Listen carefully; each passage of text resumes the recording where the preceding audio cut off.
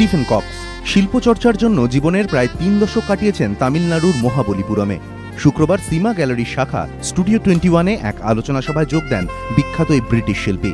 Slide show এর মাধ্যমে তুলে ধরেন তাঁর শিল্পচর্চা।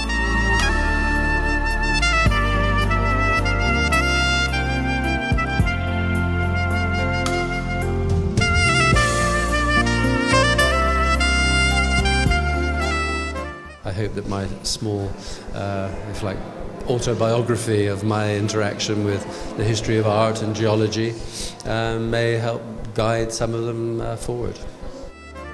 আলোচনা প্রসঙ্গে উঠে এলো ভারতের সঙ্গে স্টিফেন কক্সের নিবিড় যোগের প্রসঙ্গ।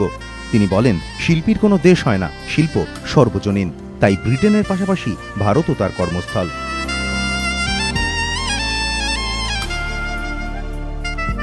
Kolkata museum of modern art বা কেমোমা নিয়েও উচ্ছ্বসিত এই স্থাপত্য শিল্পী। তাঁর আশা, কেমোমার ঐতিহ্যে দেশের অন্যতম শিল্পচর্চার কেন্দ্র হিসেবে চিহ্নিত হবে কলকাতা।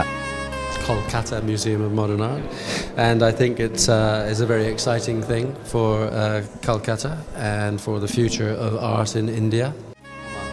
সবে মিলিয়ে খুব খুশি ব্রিটিশ শিল্পী স্টিফেন কক্স, জানিয়ে গেলেন স্টুডিও 21-এ। ক্যামেরায় স্বপন মজুমদারের সঙ্গে মনোজিৎ সরকার, এবিপি আনন্দ, কলকাতা।